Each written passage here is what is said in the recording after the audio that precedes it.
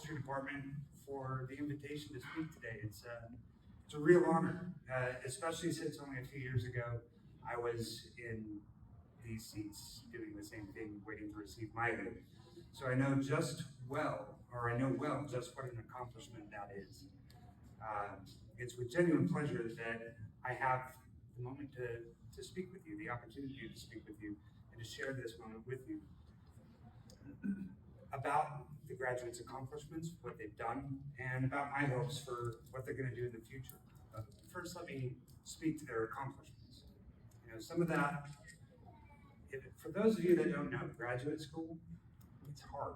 It's like really hard. Some of that is our own fault.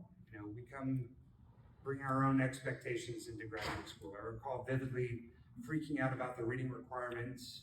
I'm a slow reader, and Dr. Siegel assigned a 475-page book for her World War I class to be read before the class started. It took me the whole summer to read that book.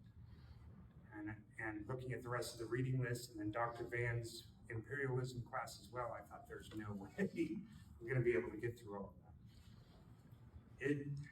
It's hard, but you get through. You learn ways, just as I'm hoping that the folks here have learned ways to deal with workload. You adapt, maybe hard, but sometimes it's good. These students that are sitting here, they were tested along the way. They were challenged over time, not only by their professors, but by their peers as well. Hours spent in seminars, dissecting readings, or all that time spent in archival collections, processing and paying attention to the finer points of curation, or being mindful of one's audience and how one's work fits into a particular theory. All of that could blend into each other before you know it, you're here. And speaking of theory, these folks survived the horrors of Braudel, Foucault, and Geertz. They know the meaning of the word provenance and the potential pitfalls of memory.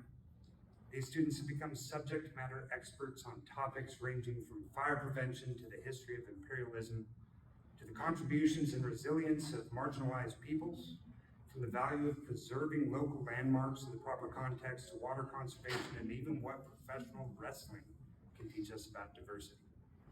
Indeed, these accomplishments are worthy of praise, but I also want to take a moment to recognize the accomplishments these folks have yet to make.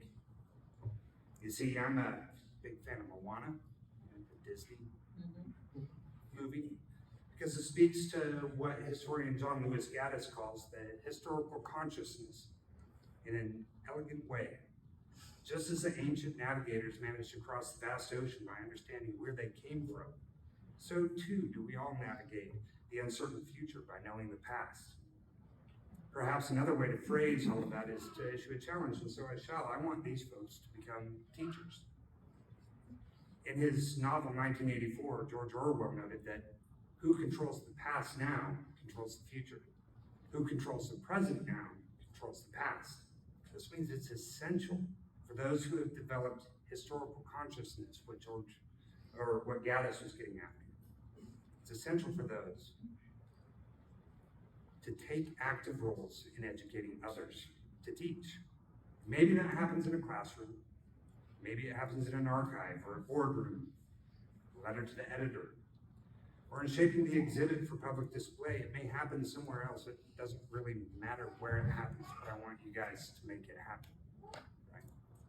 What we can hope for from such efforts is a better society where the present and future gracefully sit upon the past. God has called for a society prepared to respect the past while holding it accountable. A society less given to uprooting than to retrofitting. One that values moral sense over moral insensibility. It's a lofty charge, but one I still want to make to this graduating class because you guys have gained the skills and demonstrated mastery of historical consciousness. It is now up to you to carry that forward. We only know where we're going as long as we know where we've been. Thank you.